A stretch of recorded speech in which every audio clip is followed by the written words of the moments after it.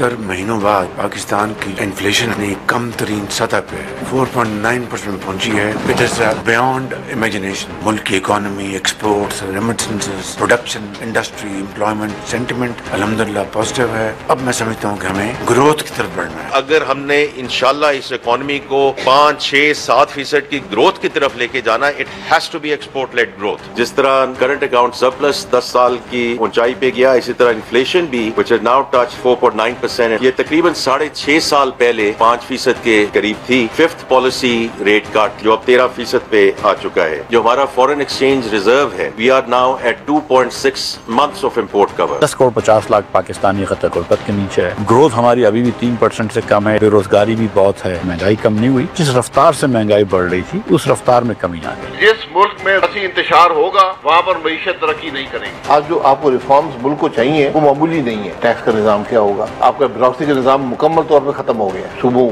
के बारे में बात करनी है, डिवॉल्व करें पावर डिस्ट्रिक्ट्स को या डिवीजन्स को, ताकि मुल्क चल सके। सारे बैठे, इसमें फौज भी बैठे, जुडिशरी भी बैठे, तय ये करें कि मुल्क का एजेंडा क्या है, मुल्क कैसे दुरुस्त होगा। उस एजेंडे को हम सब ने इम्प्लीमेंट करना है।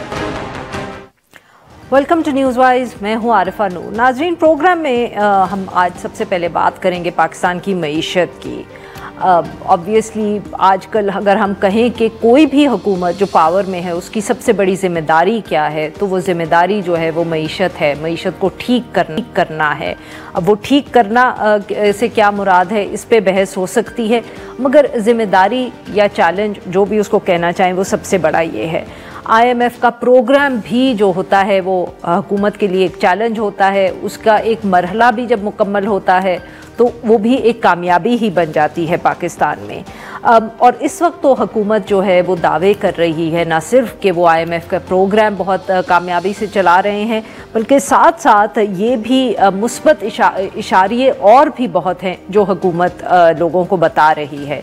महंगाई जो है वो सिंगल डिजिट में आ गई है। ये तकरीबन हम कह सकते हैं 3 साल पाकिस्तान में महंगाई ऐसे लेवल पे रही है कि शायद ही इर्द गिर्द के ख़ित्ते में जो और ममालिक हैं उन्होंने इस किस्म की महंगाई देखी हो, वो अब सिंगल डिजिट में आ गई है। स्टॉक एक्सचेंज के हवाले से रोज़ हम खबरें देखते हैं कि वो ऊंची से ऊंची चली जा रही है। शरह सूद भी इन वजूहात से अब कम होकर 13% पर आ गई है। लोगों का ख्याल है इसको और भी कम होना चाहिए। इसके साथ साथ करंट अकाउंट जो है वो भी बुलंद तरीन सरप्लस हमें बताया जा रहा है आजकल है 10 सालों में गालबन, और जो रेमिटेंसेस हैं वो भी उनका भी नंबर बढ़ता हुआ नज़र आ रहा है। अब हुकूमत की ये कामयाबियां हैं, मगर दूसरी तरफ लोगों की शिकायत वहीं की वहीं हैं। वो शिकायत जो हैं वो अभी भी महंगाई जो है बहुत उनको इम्पैक्ट कर रही है। जो लोग कारोबार करते हैं उनकी भी शिकायत हैं इसी तरह की कि बिजली और गैस की या इनपुट्स की कीमतें बहुत बढ़ गई हैं, प्रॉफिट मार्जिन स्क्वीज़ हो गए हैं। और यही अगर हम इसी गुफ्तगू को जारी रखें तो इतलात हैं अखबारों में कि ओगरा ने गैस की कीमतों के लिए इजाफे की फिर बात की है।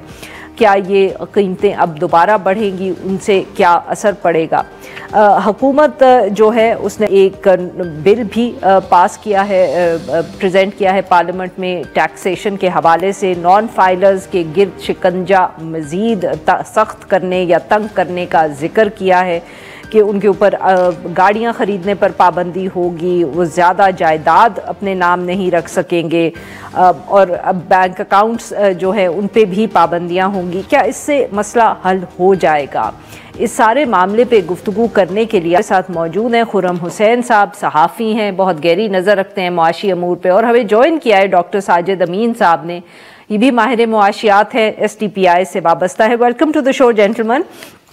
जी डॉक्टर साहब, आपसे गुफ्तगू का आगाज करेंगे। सर, हुकूमत काफ़ी हम कह सकते हैं कि कॉन्फिडेंट नज़र आ रही है, जहां नंबर्स का हम जिक्र करें, दे आर लुकिंग कॉन्फिडेंट, और बार बार हमें और लोग भी ये बता रहे हैं कि जो मैक्रो इकोनॉमिक हमारे न सिर्फ फिगर्स हैं बट एक इकोनॉमी में स्टेबिलिटी भी आ गई है। सर, आप इत्तफाक करेंगे इससे?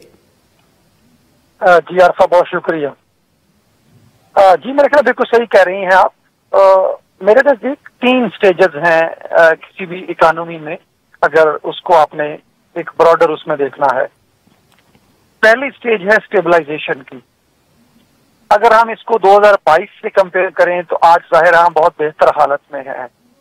आप 30-40% इन्फ्लेशन से 4.9% इन्फ्लेशन पे हैं। रुपया जो रोज गिर रहा था, रोज चढ़ रहा था, डॉलर्स ब्लैक मार्केट एग्जिस्ट कर रही थी, आज वो नहीं है। 278 रुपए के करीब जो है वो मुस्तहकम है। इंटरेस्ट रेट आपका 22% से जो है वो नीचे आ गया है। इसी तरह सरप्लस का जो एक नंबर्स है जो हाईएस्ट बताया जा रहा है, जो है भी है, वो हमारे पास है।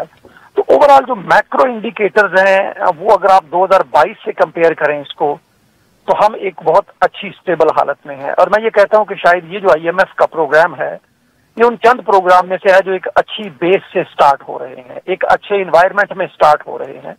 अदरवाइज हमने देखा है कि जब IMF प्रोग्राम आता था तो चीजें रिवर्स चल रही होती थी, इन्फ्लेशन बढ़ रहा होता था, इंटरेस्ट रेट बढ़ रहा होता था। अब हम वो बेहतरी की सूरत में है जब IMF का प्रोग्राम आया है, जो हमारे लिए एक अच्छी अपॉर्चुनिटी हो सकती है। लेकिन मुझे लगता है इस वक्त जो दूसरी स्टेज है, जिसपे खुर्रम ने सहन ने भी लिखा है, हमें आज जो ज्वाइन किया है, हम लोग भी उस पर बात कर रहे हैं, इस स्टेबलाइजेशन को, इस स्टेबिलिटी को ग्रोथ में कैसे कन्वर्ट करना है। क्योंकि जो आम आदमी है, जहां 2.55% आपका पॉपुलेशन का ग्रोथ रेट है, जहां 60% आपकी यूथ पॉपुलेशन है, 2 मिलियन लोग हर साल एक नई मार्केट में आ रहे हैं, उनके लिए ये जो स्टेबलाइजेशन है, जो आपकी 2.5 से 3% ग्रोथ रेट के ऊपर है, ये शायद नाकाफी है। तो हम 2022 की निस्बत बेहतर पोजीशन पे हैं, लेकिन मुझे लगता है कि गवर्नमेंट का काम अब स्टार्ट होगा। ये खत्म नहीं है, बेसिकली ये वो बेस है जिस पे गवर्नमेंट को काम करना है। इन्फ्लेशन कम इसलिए हुआ है कि बेस बहुत हाई है। सही। कीमतें कम रफ्तार से बढ़ रही हैं, लेकिन कीमतें आज भी बढ़ रही हैं। एनर्जी का इन्फ्लेशन आज भी काफी ज्यादा है। मेरे साथ मेरे ड्राइवर थे, आज वो बता रहे थे कि जी मेरी 34,000 तनख्वाह है और 34,000 मेरा बिल आ गया है। हाउसिंग की प्राइसेस अभी भी बढ़ रही हैं उसी तरह से। बिल्कुल जॉब्स पैदा करना, ग्रोथ रेट, तो ये मुझे लगता है कि एक इब्तदा होगी। और तीसरी जो स्टेज है वो होगी कि उस ग्रोथ बेनिफिट को आम आदमी के फायदे के लिए इस्तेमाल करना। बट ओवरऑल 2022 की निस्बत हम बहुत अच्छी, बहुत मुस्तहकम पोजीशन में है।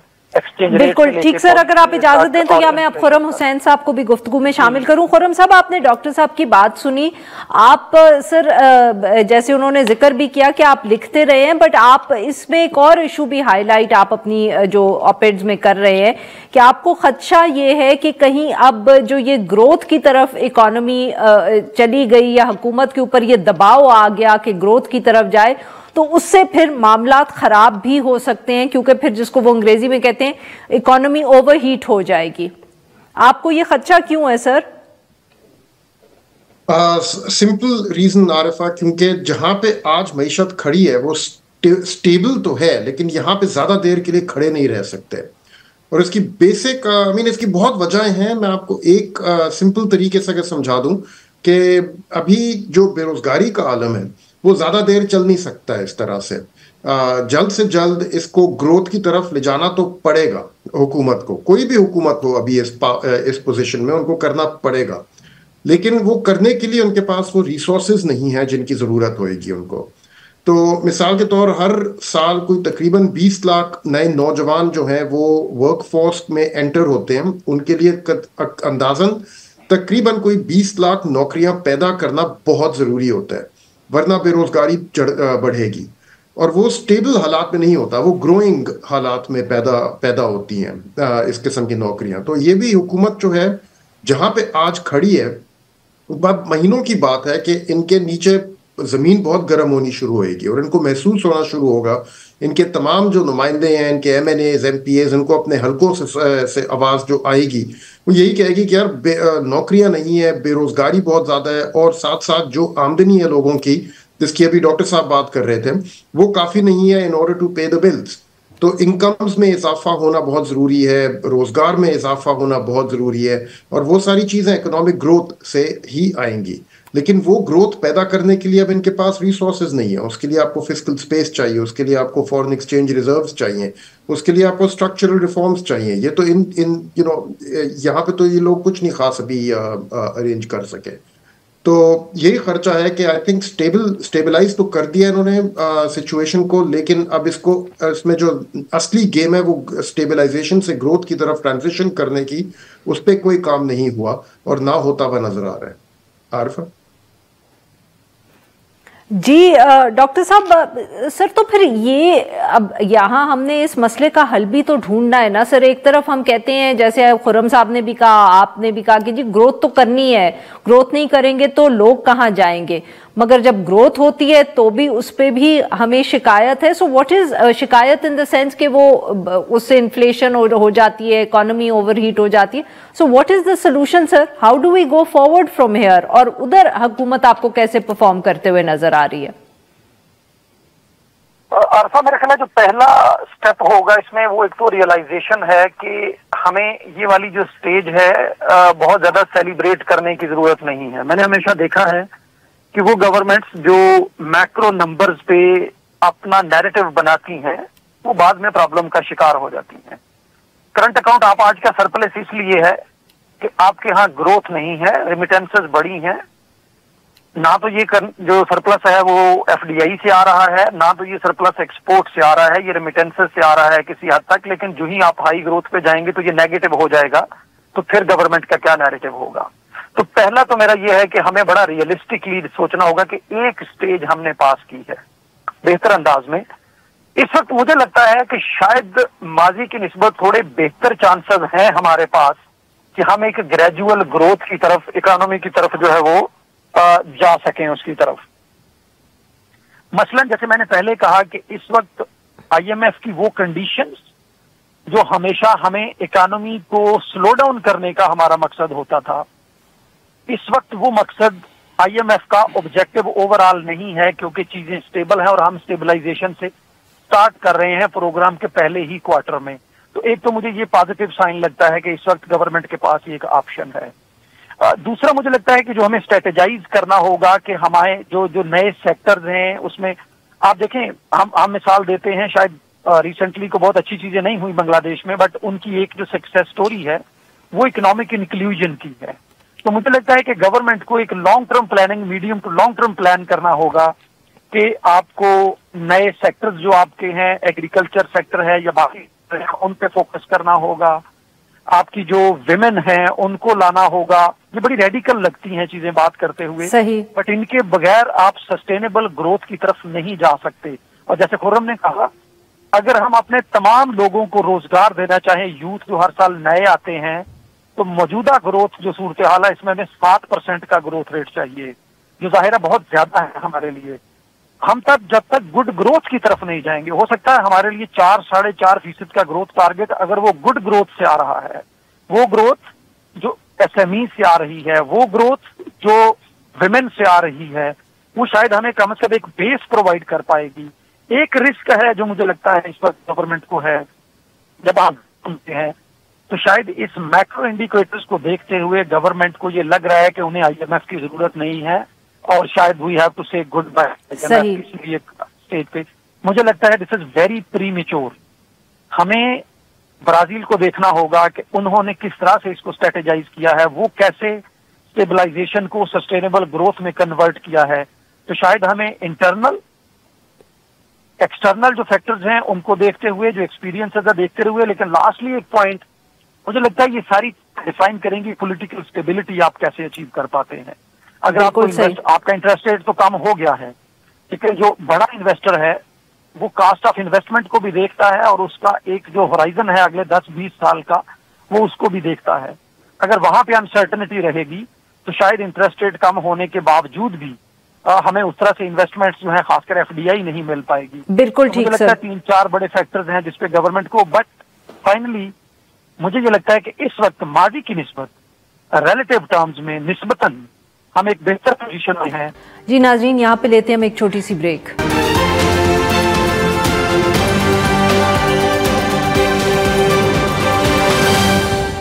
वेलकम बैक नाजरीन, हम गुफ्तगू कर रहे हैं मईशत के हवाले से। खुर्रम साहब जो जिक्र किया इंक्लूजन का, स्मॉल मीडियम इंडस्ट्रीज की ग्रोथ का, खुर्रम साहब आपके ख्याल में that is the way forward? Because obviously sir you know अमूमन जब बात होती है पाकिस्तान में, ज्यादातर एक्सपर्ट तो वो ज्यादा जिक्र इस चीज का करते हैं कि पावर सेक्टर को रिफॉर्म करने की जरूरत है, बट डॉक्टर साहब ने दूसरी तरफ तवज्जो दिलाई है। आई थिंक बातें तो सही हैं ये आरिफा। आई डोंट थिंक कोई डिसएग्री करेगा कि जेंडर इंक्लूजन लेबर फोर्स में या स्मॉल एंड मीडियम एंटरप्राइजेस के ऊपर फोकस देना, लेकिन इसके अलावा बहुत और भी चीज़ें हैं। I mean I don't think कोई ये कहेगा कि आप पावर सेक्टर में नहीं करें फोकस। उसका रिफॉर्म इज़ वेरी इंपॉर्टेंट, वरना हर चंद साल बाद आके हम लोग टैरिफ्स ही रीनेगोशिएट करते रहेंगे और इन्वेस्टमेंट तो अब आई थिंक बहुत मुश्किल होएगा पावर सेक्टर में लाने के लिए। बात यहाँ पे ये है कि एग्जैक्टली काम होता हुआ नजर कहाँ आ रहा है। ठीक है, अब कोई तकरीबन साल होने वाला है इस गवर्नमेंट को पावर में आए हुए, और I think by now at least जो मेजर स्ट्रक्चरल रिफॉर्म्स की डायरेक्शन है वो तो जाहिर हो जानी चाहिए थी। We should know by now कि कहाँ पे काम ये लोग अपना करेंगे और अपनी प्रेजेंस इस्टेब्लिश करेंगे। एक साल के अंदर अंदर कर लेती हैं गवर्नमेंट्स अपना इस्टेब्लिश के हम लोगों का ये ग्राउंड और यहाँ पे हम लोग चेंजेस लेके आएंगे। वो ग्राउंड क्या है इस गवर्नमेंट के लिए?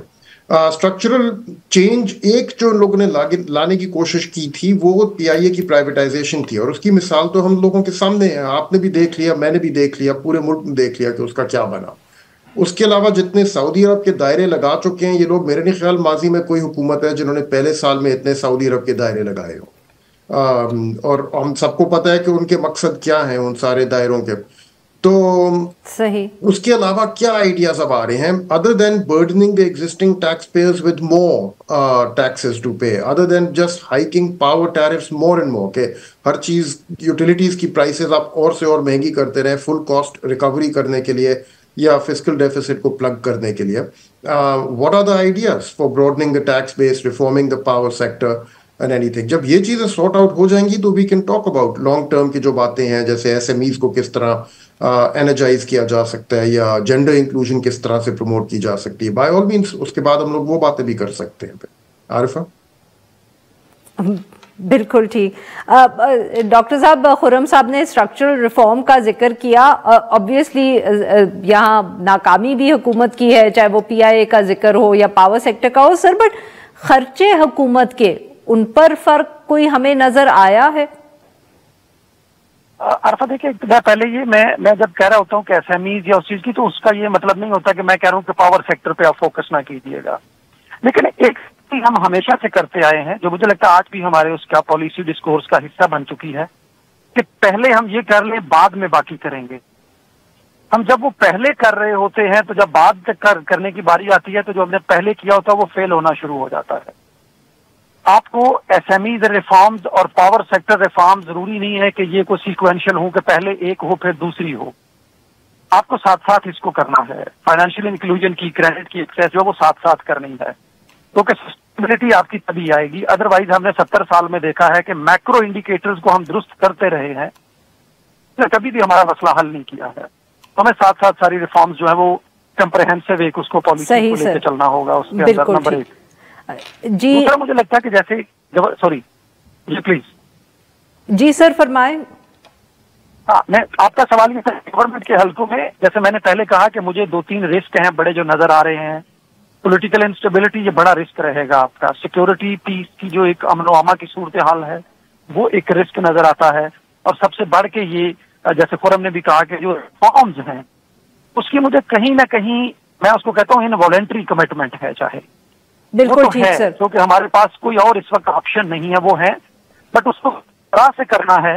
शायद वो कैपेसिटी, चूंकि हमने 70 साल में उस पर काम नहीं किया, उसमें कैपेसिटी एक जो है वो चैलेंज रहेगा, और उसमें हमने पीआईए में देखा है उस। बिल्कुल ठीक sir, sorry I am running out of time. मैं खुर्रम साहब से आखिरी कमेंट ले लूं। खुर्रम साहब, आप अगले हम कह सकते हैं 6 महीने में क्या देख रहे हैं सर? मैं 6 महीने में जो मौजूदा सूरत हाल है यही देख रहा हूँ। मुझे नहीं लग रहा कि इस गवर्नमेंट में कोई मेजर चेंज ऑफ डायरेक्शन वगैरह अब ये लोग ला सकते हैं। अलबत्ता बहुत ज्यादा अब इनके ऊपर प्रेशर आना शुरू हो जाएगा इंडस्ट्री से और इनके अपने ही अंदर से, कि जो अब फॉरेन एक्सचेंज रिजर्व्स थोड़े बहुत बिल्ड हो चुके हैं और जो फिस्कल बफर्स थोड़े बहुत बन चुके हैं, अब उनको इस्तेमाल करना शुरू करें इंडस्ट्री को इंसेंटिव्स देने में और स्कीमें लॉन्च करने में, जिसके तहत कुछ ना कुछ इकोनॉमी में डायनेमिज्म पैदा हो और कुछ गाड़ी आगे चलने लगे। और अब वो उस प्रेशर को किस तरह हैंडल करेंगे, आई थिंक ये काफी एक इमर्जिंग स्टोरी बनेगी अगले 6 महीनों के लिए। बहुत शुक्रिया हमारे दो मेहमानों का, उन्होंने हमारे लिए वक्त निकाला। नाजरीन, यहाँ पर लेंगे एक छोटी सी ब्रेक। जब हम ब्रेक से वापस आएंगे तो हम बात करेंगे जो बहुत अहम कुछ पाकिस्तान तहरीक इंसाफ से रिलेटेड कोर्ट केसेस हैं।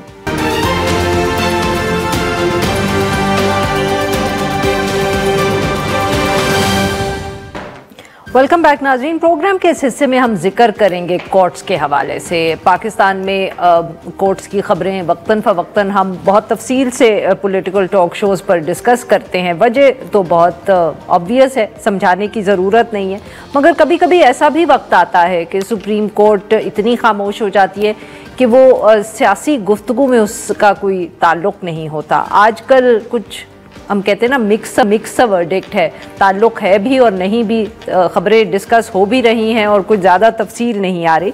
मगर गुज़िश्ता रोज़ एक बहुत अहम ख़बर सामने आई और वो ये थी कि सुप्रीम कोर्ट ऑफ पाकिस्तान के जो नए चीफ जस्टिस साहब हैं, उन्होंने जेल इस्लाहात के हवाले से एक कमेटी बनाई थी और उस कमेटी की एक रुकन जो है खदीजा शाह साहिबा, उन्होंने चीफ जस्टिस याह्या अफरीदी साहब को ख़त लिखा है और इस ख़त में उन्होंने कहा कि अडियाला जेल रावलपिंडी की इंतज़ामिया ने जो कमेटी है उसकी इमरान खान से मुलाकात नहीं करवाई और उन्होंने ये सवाल पूछा कि एक साबिक वज़ीर आज़म से मुलाकात किए बग़ैर पंजाब में जेलों से मुतल्लिक सिफारिशात के हवाले से अपनी राय नहीं दे सकती। उन्होंने ये भी कहा कि जो इमरान खान साहब हैं वो एक सियासी कैदी हैं, उनकी जो राय हासिल करना वो बहुत ज़रूरी है। सुप्रीम कोर्ट ने जेल इंतज़ामिया को वाज़ेह तौर पर हिदायत दी थी कि ये जो कमेटी है इसको जेल के तमाम हिस्सों तक मुकम्मल रसाई दी जाए, मगर फिर भी ऐसा नहीं हुआ। इसके अलावा ऑब्वियसली जो जजेस की अपॉइंटमेंट है उस हवाले से भी बहुत आजकल गुफ्तगू हो रही है, कोशिश करेंगे उसका भी जिक्र करें। मंसूर अली शाह साहब ने भी उस पर एक और ख़त भी लिखा है और फिर हम जिक्र करेंगे पाकिस्तान तहरीक इंसाफ का। पाकिस्तान तहरीक इंसाफ की एक तरफ तो इमरान खान साहब जो बानी हैं पाकिस्तान तहरीक इंसाफ के, उनके बहुत से केसेस चल रहे हैं। 190 मिलियन केस का भी जो इस वक्त रेफरेंस है वो जारी है। 9 मई के केसेस में भी उनकी इंडाइटमेंट हो गई है, मगर जो 26 नवंबर के एहतजाज के बाद पाकिस्तान तहरीक इंसाफ के बहुत से जो वर्कर्स थे वो जब गिरफ़्तार हुए थे तो पिछले हफ्ते हमने एक ये भी सीन देखा कि उनको जज ने बेल दे दी और ये भी हिदायत दी पुलिस को कि इनको दोबारा अरेस्ट मत करिएगा, मगर पुलिस वहाँ खड़ी रही। जज साहब जब वहाँ से चले गए तो जो सारे वर्कर्स थे उनको दोबारा गिरफ़्तार भी किया गया। इन सब मामलात पे गुफ्तगू करने के लिए आज मौजूद है साकिब बशीर साहब, बहुत गहरी नज़र रखते हैं ये कोर्ट के मामलात पे, और हमारे साथ मौजूद है मरियम नवाज़ खान साहिबा, ये भी कोर्ट के जो अफेयर्स हैं इनको देखती हैं। Welcome to the show both of you. जी साकिब साहब, पहले अगर ये सुप्रीम कोर्ट में जो खदीजा साहिबा का गुज़िश्ता रोज़ ख़त आया इसका जिक्र कर लें। खदीजा शाह साहिबा जो ख़त लिखा है वो आपने काफ़ी कुछ बता दिया है। इसमें जो बुनियादी पॉइंट है वो यही है कि इमरान खान साहब से उनका जो सेल था, जो बैरक था, उसका वो विज़िट करना चाह रहे थे, वो नहीं करने दिया गया। तो अजीब सी बात है कि जब चीफ जस्टिस ऑफ पाकिस्तान ने ये ऑर्डर किया था और जेल अथॉरिटीज़ को भी, गवर्नमेंट ऑफ पंजाब को भी, कि आप फुली फैसिलिटेट करेंगे और एक फ्रीली मतलब एक माहौल में उनको वहाँ पे जाने की इजाज़त दी। वो सारा ख़त में उन्होंने बहुत सारी चीज़ें बताई हैं कि पूरा एक जो है वो हमारे साथ थे और सारा इंतज़ाम जो है उन्होंने वहाँ पर किया हुआ था। लेकिन इमरान खान साहब के बैरक में या सेल में अगर उनको जाने दिया जाता तो मेरा ख्याल में गवर्नमेंट कहती है कि उनको 5 स्टार होटल के बराबर शायद उनको मिल रही है वहाँ पे सहूलियात, और पीटीआई इसको डिनाई करती है। तो दो फरीक हैं। तो यहाँ पे ये आहद चीमा साथ थे। आहद चीमा ये पहले पंजाब गवर्नमेंट में, फिर फेडरल गवर्नमेंट में मुस्लिम लीग नून के हैं। अच्छा, ये भी कमेटी का हिस्सा जी है? बिल्कुल, ये भी साथ मौजूद थे। खतीजा शाह मौजूद थी और आमना कदीर जो एडवोकेट हैं वो भी इस कमेटी, सब कमेटी का हिस्सा हैं। तो 3 लोग थे, खतीजा शाह एक नहीं थी। तो मेरा ख्याल में वो चले जाते, बैरक देख लेते तो हमें वो बता देते कि ये वाकई 5 स्टार होटल के बराबर कोई उनको सहूलियात मिल रही हैं या नॉर्मल हैं या कम है, ज्यादा है, या जेल रूल्स के मुताबिक एक एक्स प्राइम मिनिस्टर को जो मिलनी चाहिए वो मिल रही है, या उससे ज्यादा मिल रही है या कम मिल रही है। इन सारे सवालात के जवाब मिल जाते हैं। सिंपल सी बात थी। और अगर खदीजा शाह साहिबा के अकाउंट पर किसी को भरोसा ना होता क्योंकि उनका पाकिस्तान तहरीक इंसाफ से ताल्लुक है, तो जो खातून वकील हैं वो साथ थी, तो कोई मसला नहीं होता। ये तो मतलब एक मैं कहता हूँ कि इंडिपेंडेंट एक कमीशन इसको आप कह लें कि जो वहां पे गया था और उनको एक्सेस देना। और ये फर्स्ट टाइम होता कि जब से इमरान खान साहब गए हैं, इससे कबल जो सेशन या एडिशनल सेशन जजेस जाते रहते हैं, विजिट करते रहते हैं जेल का और इनके बैरक का भी, लेकिन कभी उनकी स्पेसिफिक रिपोर्ट नहीं आई। तो अब ये विजिट कर लेते तो रिपोर्ट भी आ जाती, बाकी सारे जेल की आई है तो इनकी आ जाती, तो कौन सा आ रही था। मरियम साहिबा, आप इस पे कुछ कमेंट करना चाहेंगी इस इशू पे? देखिए, खदीजा शाह साहिबा ने आज जो खत एक सामने आया उसमें उन्होंने एड्रेसल मांगा है मौजूदा चीफ जस्टिस से। तो मैं नहीं समझती कि मौजूदा चीफ जस्टिस के पास कोई इख्तियार होगा कि वो कोई डायरेक्शंस दें कि अडयाला जेल में इनको दोबारा जाने दिया जाए। और जिस तरह का उनका मिजाज है वो कहेंगे बस ठीक है आप एक मरतबा हो आए। और वैसे भी ये एक मेंबर का ख़त है, पूरी कमेटी को तो कोई मसला नहीं है। फिर हो सकता है उनका कंसर्न ये जागे कि उन मेंबर का ताल्लुक पीटीआई से है, पीटीआई की वर्कर हैं, तो इसलिए वो ये कह रही हैं। तो ये बहुत सारे कंसर्न है, क्योंकि उनकी बात बिल्कुल ठीक है। उसमें उन्होंने मार्टिन लूथर किंग का एक कोट भी लिखा और उसमें उन्होंने कहा कि किसी एक जगह नाइंसाफ़ी हो रही हो तो वो जिस जगह भी इंसाफ हो रहा है उसको मुतासिर करती है। तो ये तमाम तर चीज़ें हैं तो सही मौजूद रिकॉर्ड में, सबको पता है कि किस किस्म के बयानियों की जंग चल रही है। तो उन बयानियों की जंग में जाहिर है कि मौजूदा जो निज़ाम है वो नहीं चाहता कि उनकी हार हो, और चीफ जस्टिस के पास ना ही इख्तियार है और ना ही वो चाहेंगे कि इस निज़ाम को किसी भी किस्म की हार हो। तो इसलिए ये खत उन्हीं खतूत का एक हिस्सा होगा जो रद्दी की टोकरी में चले जाएगा। जो कहते हैं ना कि बस आया गया वाली बात। मेरा ख्याल है कि अगर कमेटी का इजलास होता है जेल रिफॉर्म्स कमेटी का, तो वो एडमिनिस्ट्रेटिव साइड पे जिस तरह उन्होंने पहले डायरेक्शंस दी थी वो अगेन डायरेक्शन दे सकते हैं। लेकिन मरियम से मैं एग्री करूंगा, वो कहेंगे बट ठीक है आगे चलें। अच्छा साकिब साहब, ऑब्वियसली पाकिस्तान तहरीक इंसाफ का ये एक उनका वर्कर्स का भी केस चल रहा है, उसमें क्या अपडेट्स हैं? 2 दफे गालिबन वो वर्कर्स को बेल मिल चुकी है मेरे ख्याल में, दूसरी दफे एक दफे तो उनको बेल मिली और उनको फौरन अरेस्ट कर लिया गया। बड़ी दिलचस्प कहानी है, तीन रातों की कहानी है। मैं बड़े इख्तिसार के साथ करता हूँ। जुम्मा रात को ये हुआ, रात तकरीबन 10:30 बजे 32 पीटीआई के वर्कर्स लाए गए। उनको जज साहब ने कहा कि इनको रिहा कर दें। तो बाहर माहौल ये था कि पुलिस तैयार थी। तो जज अबुल हसनात साहब, तो उनको आके वकला ने दोबारा बताया जज साहब को कि वो दोबारा गिरफ्तार कर लेंगे। जज साहब ने यह किया कि जो जुडिशल कॉम्प्लेक्स है G11 का, उसकी जो सिक्योरिटी है उसको रहने दिया। बाकी जो पुलिस वाले थे आए हुए थे उनको कहा कि आप कमरा अदालत में आ जाएं।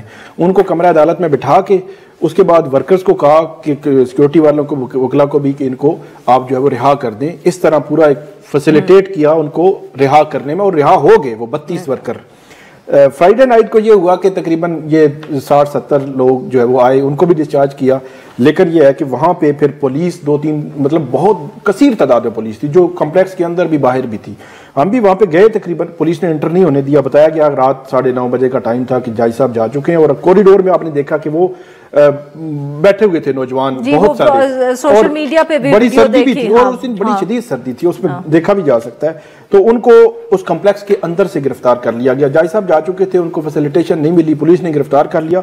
अब सवाल ये है कि कॉम्प्लेक्स के अंदर से वो गिरफ्तार कर ही नहीं सकते। इमरान खान साहब के 9 मई के केस में सुप्रीम कोर्ट ने यह तय किया कि आप इहाता अदालत के अंदर से किसी को गिरफ्तार नहीं करें। इसके बावजूद हो गया। उसके बाद जो तीसरा था वो पीर मंडे का दिन था, जब 57 लोगों को रिहा किया। तो दोबारा पुलिस जो है वो तैयारी पकड़ रही थी। तो फिर जज साहब बाहर आए, वहां से जो वैन थी उसके करीब आके उन्होंने दोबारा पुलिस वालों को कहा कि परसों वाला मतलब सैटरडे वाला मामला नहीं होना चाहिए। और फिर यकीनी बनाया गया कि पुलिस गिरफ्तार ना करे, तब जाके इनकी गिरफ्तारी हुई। और मेरे लिए ये जो उनको रिहा कर दिया गया, 57 को रिहा कर दिया गया, और वो जज साहब की दोबारा इन्वॉल्वमेंट, बाहर आना पड़ा। तो मेरे लिए ये वैसे बड़ा एक अजीबो गरीब किस्म के लम्हात और अजीबो किस्म का वो माहौल मैंने देखा कि आपका केस भी खत्म हो गया, आपके डिस्चार्ज भी हो गया, रिहाई के ऑर्डर भी हो गए, इसलिए इसके बावजूद वो डर भी रहे हैं लोग, और पुलिस जो है उनको जाने नहीं दे रही। तो ये कैसा मंजर है जो गवर्नमेंट जो है वो इससे क्या साबित करना चाहती है कि पाकिस्तान के वफाकी दारुल हुकूमत के अंदर बैठी हुई पुलिस क्या है? पुलिस कोई और मखलूक है कि जिससे जो है वो एक आम बंदा जिसकी प्रोटेक्शन उसने करनी है और वो उसको डरा रहे हैं। जी नाज़रीन, यहाँ पे लेते हैं हम एक छोटी सी ब्रेक।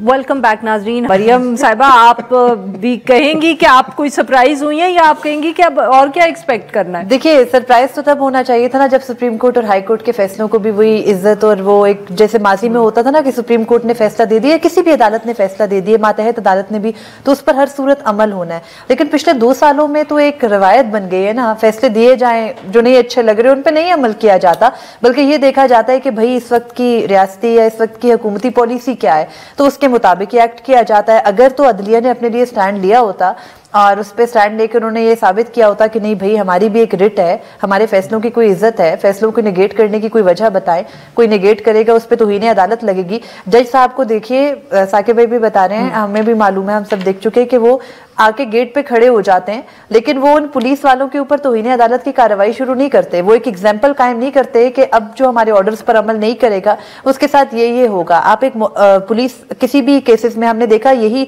26 नवंबर को जो गिरफ्तार किए गए, जो 26 नवंबर के मुकदमात हैं, उनमें कई केसेस में ऐसा हुआ कि इन्हीं जजेस की जानिब से, खसूसी अदालतों की जजेस की जानिब से जो आईओस थे, तफ्तीशी थे केसेस के, उनको नोटिस किए गए, उनको एक शो कॉज दिया गया, लेकिन उससे आगे कुछ नहीं हुआ। तो जब आप खुद ही अपने पास जो मौजूद एक पावर है उसको इस्तेमाल करके उसको एक्सरसाइज करके एक मिसाल नहीं कायम करते, तो फिर ये बेचारे लोग सहम के आपकी अदालतों में ही बैठेंगे और फिर हालत ये है कि वहां से भी पुलिस उनको गिरफ्तार करके ले जाती है। तो बुनियादी हकूक के तरफ तो मेरा ख्याल है हमें जाने की उस टॉपिक की तरफ जरूरत ही नहीं है, उन पर कितनी एक अमल हो रहा है। बिल्कुल।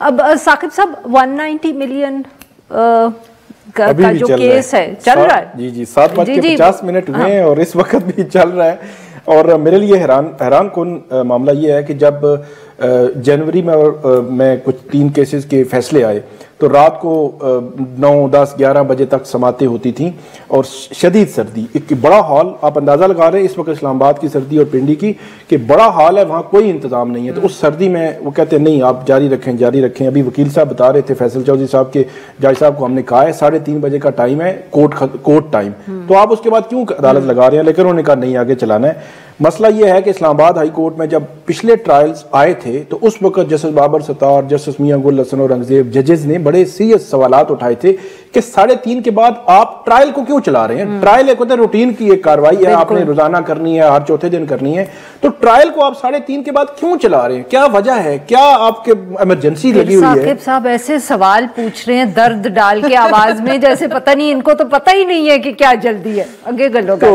वो अभी भी चल रहा है और इसमें बिल्कुल आखिरी मरहला है क्योंकि इमरान खान साहब के वकला के दलाइल चल रहे हैं और वो अगर आज मुकम्मल होते हैं तो अगले कल भी, परसों भी, किसी वक्त भी, मतलब आइंदा चंद दिन में फैसला आ जाना है। Are you expecting anything but the usual? Let me put it this way कि अडियाला जेल में जितने भी अब तक ट्रायल्स हुए हैं तो फैसले सब एक ही तरफ गए हैं सर, एक ही तरफ गए हैं तो ये भी उसी तरफ जाएगा। सबको पता है सजा होनी है, बस ये नहीं पता कितनी सी होनी है और ये नहीं पता क्या फर्क पड़ता है। एग्जैक्टली उससे भी क्या फर्क पड़ता है। और आप खुद ही हम बात कर रहे हैं, बता रहे हैं कि इस वक्त भी मुकदमा चल रहा है, जिस तरीके से किया जा रहा है, पता नहीं वो मुकदमा चलाने वाले इमरान खान के बहुत ज्यादा फेवर में है या जो प्लान करते हैं उनकी बहुत हमदर्दी है उनकी तरफ, गॉड नोज व्हाट, मुझे नहीं पता कि ये प्लानिंग किसकी है।